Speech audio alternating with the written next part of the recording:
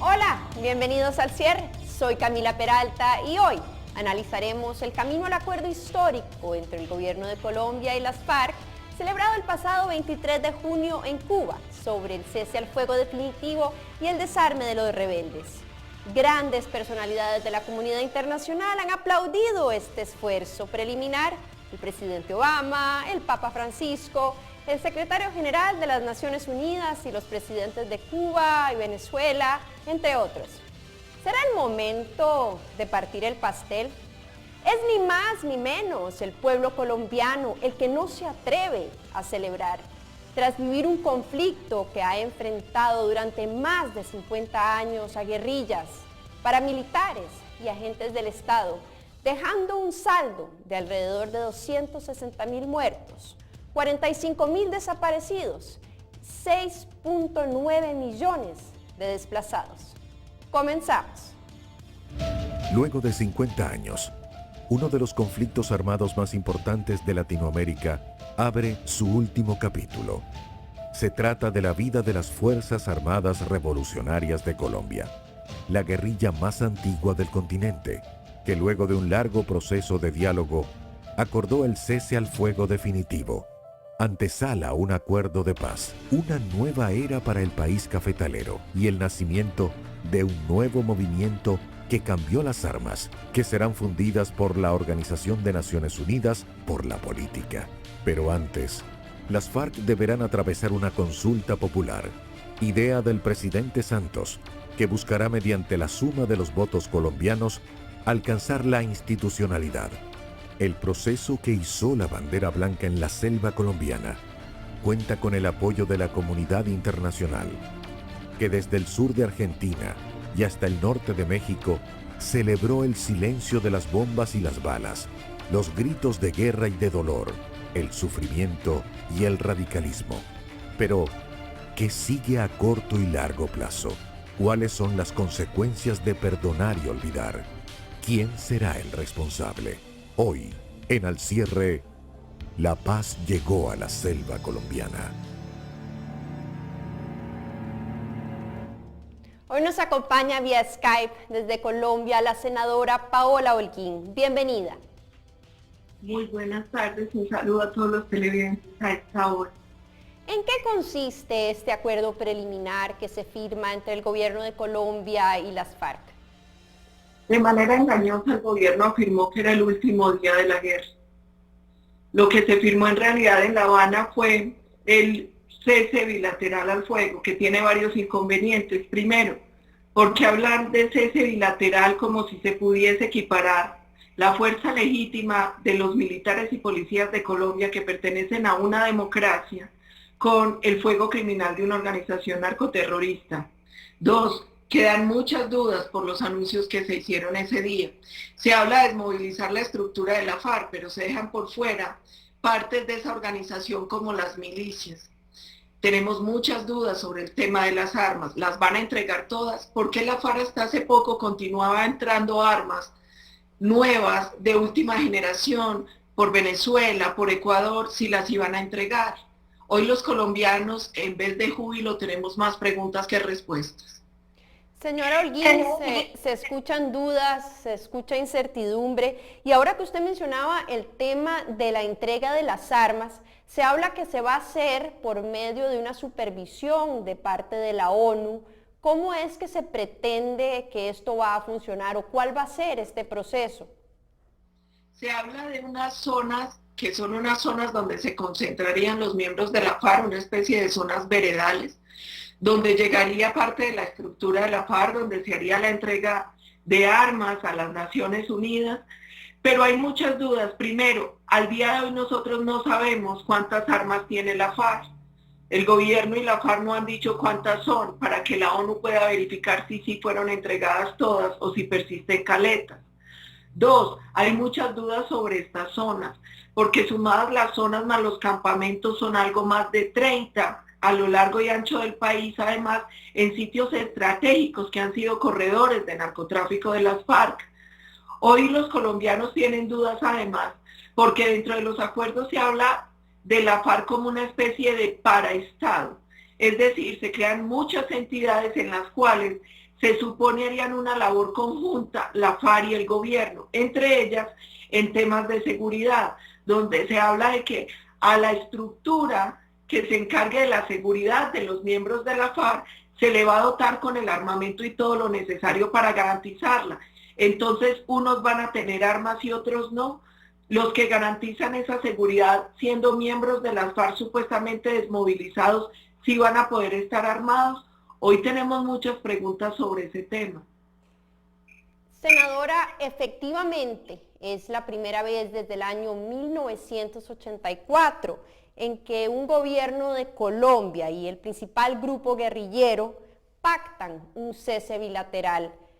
¿Cuál es ese elemento tan novedoso que está ahora sobre esta mesa de negociación?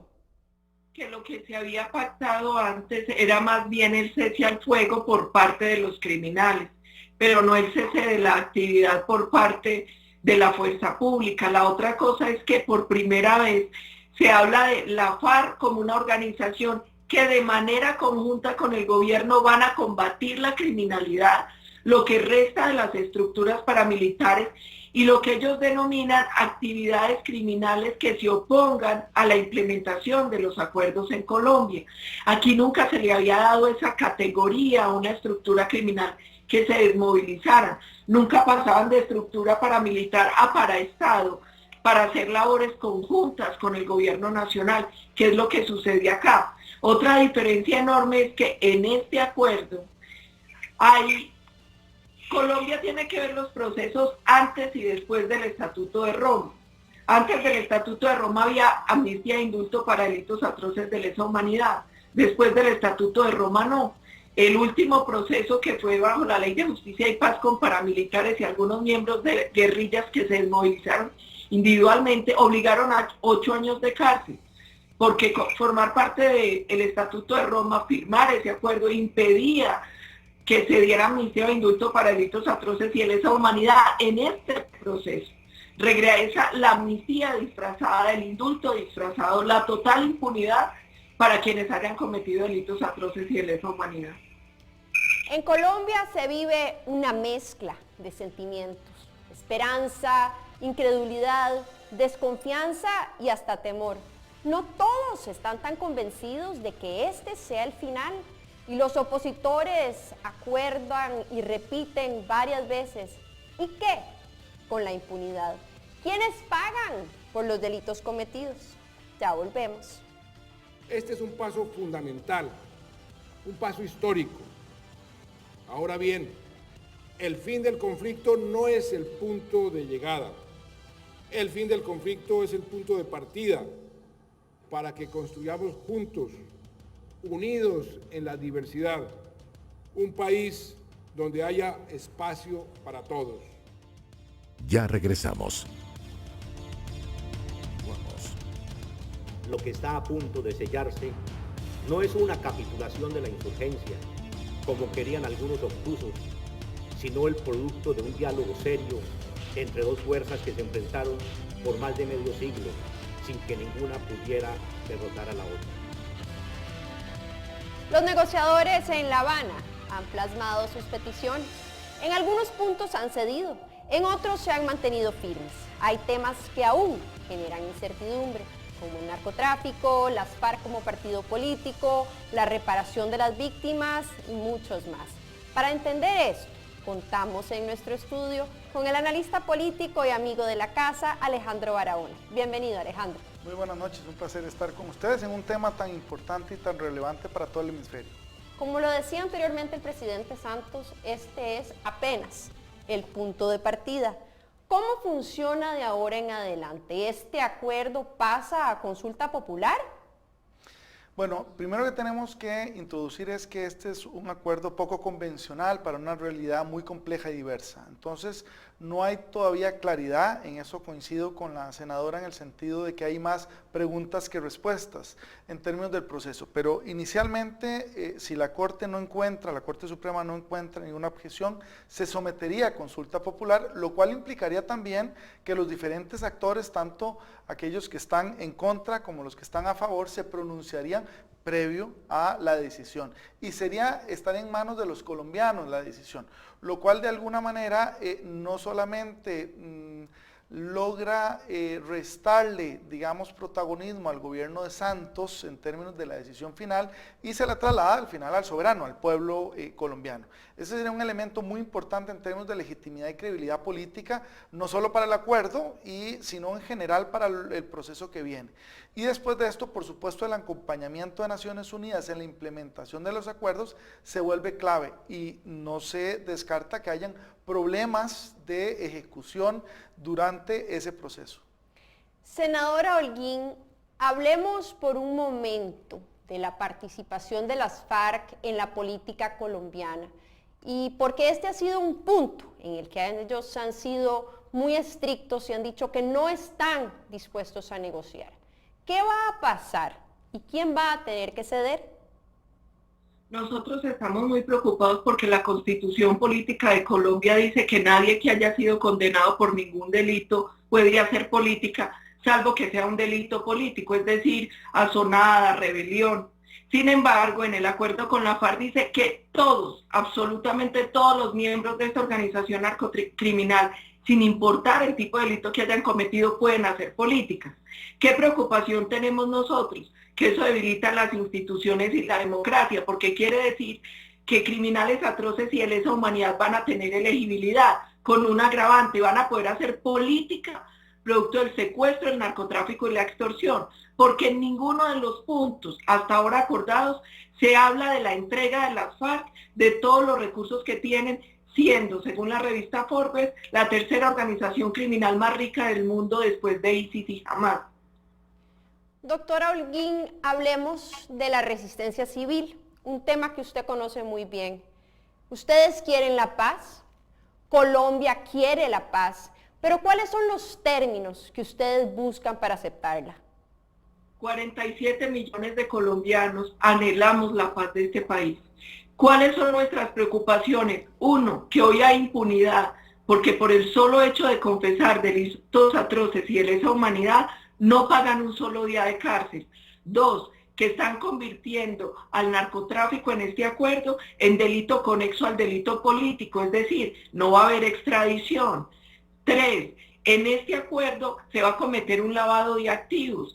Decía ahora, la FARC es una de las organizaciones terroristas más ricas del mundo. No se les pide que entreguen estos recursos para reparar a las víctimas. Cuatro, nos preocupa el tema de elegibilidad para quienes han sido criminales, violando así la Constitución. Y yo quiero agregar un punto que se discutía ahora, la refrendación. Hay trampa, ¿por qué? Uno, porque solo se va a preguntar una cosa, ¿quiere usted o no la paz? ¿Está o no de acuerdo con los acuerdos? Cuando debería preguntarse punto por punto, porque todos queremos la paz, pero no queremos impunidad, no queremos elegibilidad, no queremos que el narcotráfico sea conexo al delito político y otros temas. Dos, se va a hacer a través de un referendo que por ley tenía un umbral del 50%. El gobierno lo bajó a solo el 13%. Tres, hoy el gobierno con los recursos públicos está haciendo campaña por el sí. Está presionando a alcaldes y gobernadores diciéndoles que les da presupuesto, sí, solo sí, apoyan el plebiscito. En cambio, no existe ningún tipo de financiación oficial para quienes estemos promoviendo el no o la abstención. Entonces uno ve que esta refrendación va a ser muy tramposa y muy compleja. Se escucha duda, se escucha incertidumbre, Alejandro, se escucha hasta la palabra trampa, que duele mucho en un país como Colombia, que viene ya después de tantos años luchando y anhelando esta paz. Samper, Pastrana, Uribe, ¿cuál es esta ficha que tiene Santos ahora que le da tanta certeza de que va a poder lograr la paz? Bueno, en primer lugar que hay un acuerdo y ese acuerdo aceptado por ambas partes. El segundo elemento es que lo sometería al pueblo colombiano, no sería solo decisión del gobierno, sino al final del pueblo colombiano. Eso le generaría no solo credibilidad, certidumbre, pero con un componente también adicional. Daría mandato para los próximos gobiernos después de Santos. Y eso es un tema también que se impone en la necesidad de cumplir con los diferentes acuerdos. Doctora Holguín, Quisiera hacerle una pregunta, y en realidad tiene que ser una pregunta corta, rápida, y que ojalá me la pudiera responder casi que en 10 segundos. Si en este momento el presidente Santos la llamara y le dijera, necesito un consejo, ¿qué hago? ¿Continúo o me echo para atrás? ¿Qué le diría? Redirecciona los acuerdos, exija que haya justicia, exija que entreguen el dinero, exija que entreguen todas las armas, porque si no, este proceso, en vez de paz, seguramente traería nuevas y peores violencias a Colombia. Doctor Holguín, gracias por conversar hoy con nosotros, gracias por su sinceridad y por compartir con nosotros todos esos sentimientos. Un placer. Gracias a ustedes. Cuba y los hermanos Castro, un escenario y unos personajes altamente controversiales protagonizan el acuerdo de paz histórico en la última década de América Latina. ¿Qué le espera a la región? Ya volvemos. Los trascendentales acuerdos que hoy se han anunciado por la mesa nos acercan, como nunca antes, al fin del conflicto armado que por más de 5 décadas ha sufrido el hermano pueblo colombiano. Ya regresamos. Vamos. La palabra paz quedaría al aceptar que los cabecillas de la FARC, el cartel de cocaína más grande del mundo, no vayan un día a la cárcel, no los extraditen y puedan ser elegidos. ¿Qué pensar de esta injusticia? Cuando entre 2012 y 2010 fueron extraditadas cerca de 1.200 personas reclamadas por narcotráfico. Un apretón de manos es capaz de construir una estable y duradera paz en Colombia. Algunos opositores a este acuerdo alegan que Colombia obtiene una paz artificial que deja en el olvido temas de real importancia y atención al país.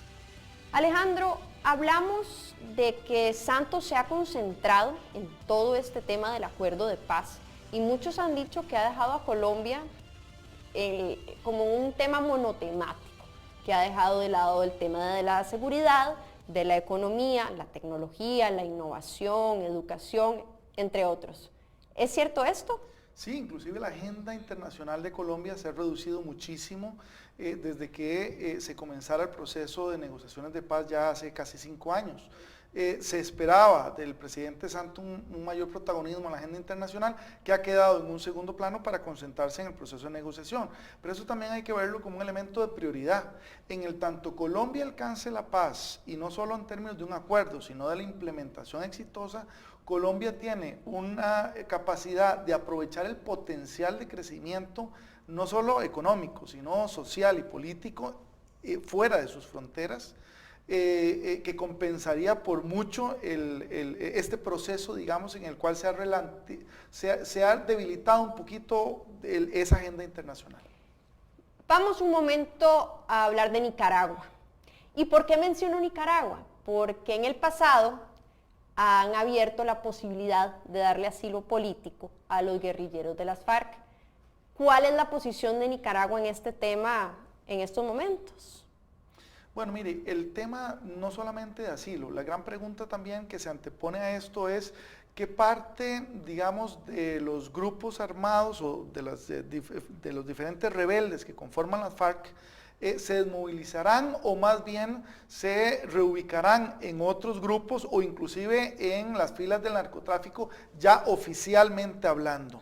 Y esto es una duda que se tiene porque no impactaría solo Colombia, impactaría toda la región, especialmente la centroamericana, que es el puente entre sur y norte.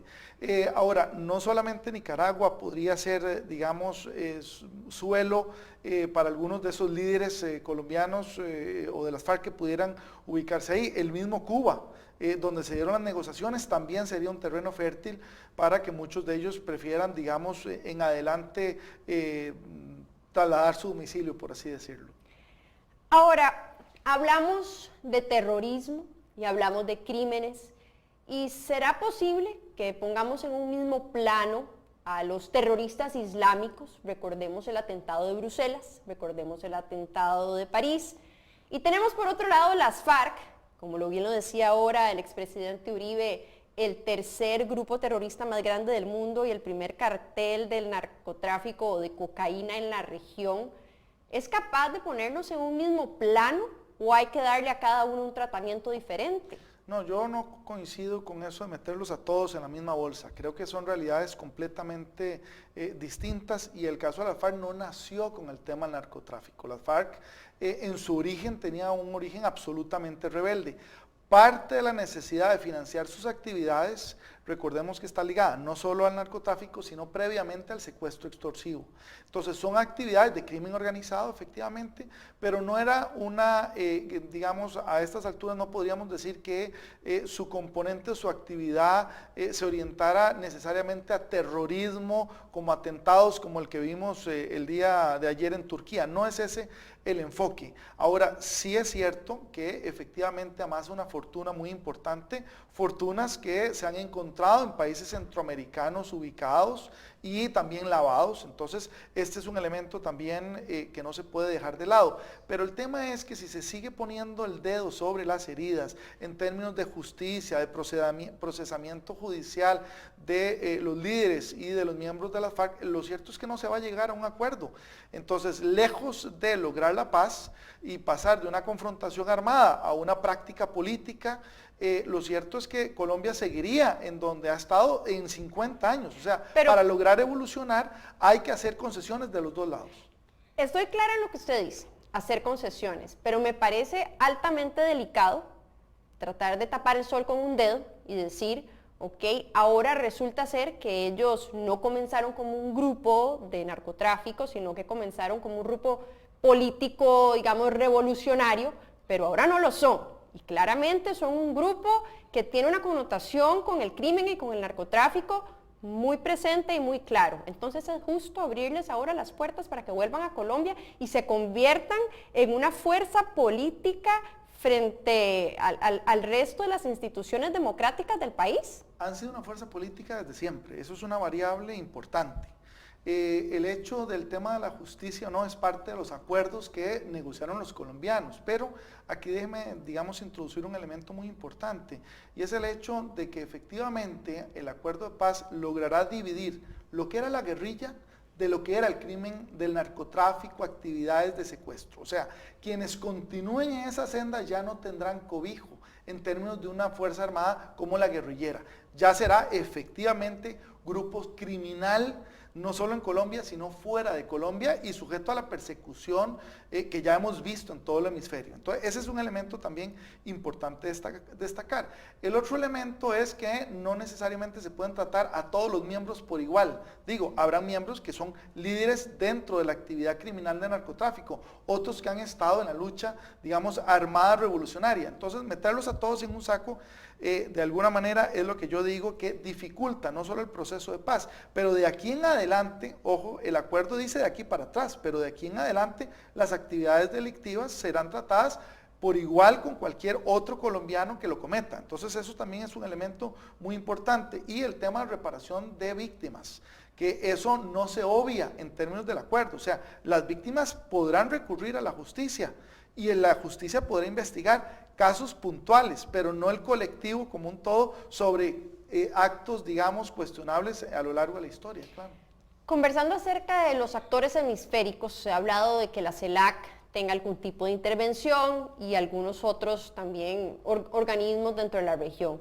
¿Es esto viable? ¿Tienen verdadero peso para entrar a Colombia y supervisar y dirigir un poco este futuro acuerdo que se eventualmente dará en Colombia? Bueno, la institución con más experiencia e importancia para poder actuar en casos como esto es las Naciones Unidas, que es al final de cuentas no solo el que ha tenido una experiencia en campo, recordemos por ejemplo cascos azules, negociaciones de paz, cumplimiento de acuerdos, sino también los recursos necesarios para poder efectivamente desplegarse, no durante meses, sino durante años, que es lo que efectivamente demandaría el cumplimiento de un acuerdo como estos. Otros organismos, como podría ser la OEA, La CELAC, yo tengo mis dudas del papel que podría cumplir, pero la OEA podría efectivamente entrar a acompañar el proceso. Pero aquí hay un tema importante para toda la región centroamericana, y es que a partir de los acuerdos se había pronunciado muchísimos de los países centroamericanos en la lógica que podrían designar, personas que pudieran acompañar el proceso representando a cada uno de los gobiernos. A mí me parece una oportunidad muy importante que los diferentes gobiernos de la región no deberían dejar pasar, y debería de ser gente de peso, de importancia, pero que también pueda trabajar en ese campo. En sitio, inclusive. En el sitio, claro. Nos quedan 10 segundos. ¿Sí o no? ¿Se equivoca el presidente Juan Manuel Santos en firmar este acuerdo? No, no se equivoca. Alejandro Barahona, gracias por estar hoy con nosotros, por compartir todo este tema que, en mi opinión, apenas arranca y apenas atiza el fuego. Un placer, buenas noches. Colombia, tierra de escritores, artistas, muy buen café, belleza natural, esmeraldas, hermosas mujeres.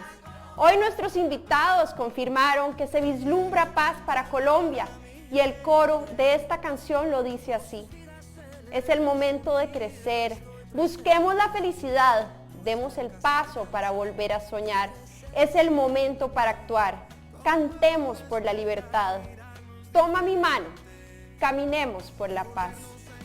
Soy Camila Peralta y el cierre está en sus manos. Ya no voy a desistir, ay, con tu amor seré capaz. Ya pasamos 100